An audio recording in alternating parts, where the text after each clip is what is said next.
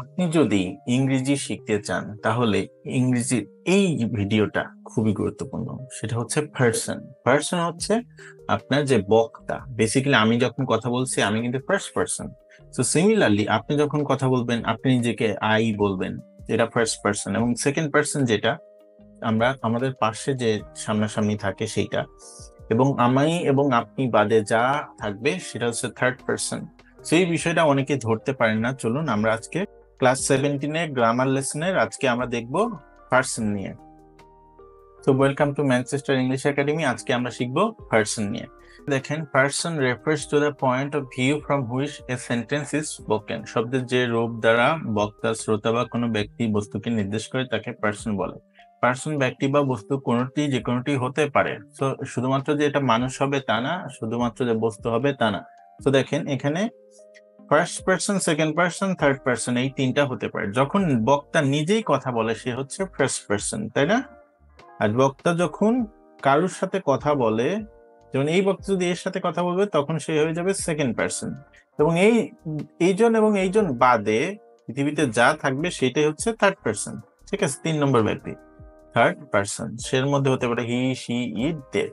So এখন আপনারা person নিয়ে, এটা কিন্তু খুব গুরুত্বপূর্ণ। কেন? আপনার টেন্সে গেলেই কিন্তু নাম্বার এবং পার্সন আপনার অনুযায়ী আমাদের ভার্বটা হয়ে থাকে। সো সাবজেক্ট ভার্ব এগ্রিমেন্টটা খুবই গুরুত্বপূর্ণ।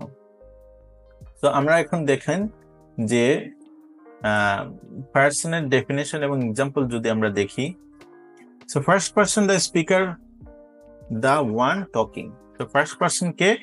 যে কথা বলছে নিজে, তাই না? Example, I refers to oneself, we refers to ourself. মানে আমি যখন আমাদের সম্পর্কে বলবো তখন কিন্তু এটা we.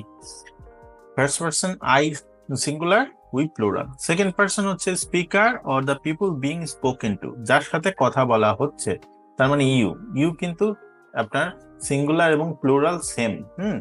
R third person the person or people being talked about, যার সাথে কথা বলা হয়ে থাকে, যার নিয়ে কথা বলা হয়ে থাকে। যেমন he, she, it refers to others, আর দে মাল্টিপল বা plural. First person I, we, second person you, আর থার্ড পার্সন উই। তো পৃথিবীতে আপনি পৃথিবীকে যদি এরকম যোগ ধরেন, এখানে আই এবং ইউ প্লাস উই, এই তিনটা বাদে আর এই যে পৃথিবী, মনে করুন পৃথিবী মাইনাস এই কয়টা যা থাকবে সব হচ্ছে আপনার থার্ড পার্সন। তো খুব ইজি। আশা করি আপনারা বুঝতে পেরেছেন। পার্সন যদি ভালো ক্লিয়ার না বোঝেন তাহলে কিন্তু আমি বারবার বলছি এটা ইংরেজি না সম্ভব না। তো থ্যাংক ইউ ভেরি মাচ। আপনাদেরকে অনেক অনেক ধন্যবাদ আমাদের ম্যানচেস্টার ইংলিশ একাডেমির ভিডিওগুলো দেখার জন্য। আমাদের কোর্স নিয়ে যদি আপনাদের কোনো মতামত থাকে জানাবেন, এবং অন্যান্য আইএলটিএস থেকে শুরু করে লাইফ স্কিল, স্পোকেন, রিটেন সব ধরনের কোর্স আমাদের রয়েছে, এবং জব ভিসা নিয়ে সবকিছুই জানাবেন। আর নেক্সট ভিডিওতে আপনাদের সাথে দেখা হচ্ছে। Thank you for your spontaneous participation, এবং till then enjoy your time and have fun with learning English Manchester English academy. Cheers, ভালো থাকুন, বাই।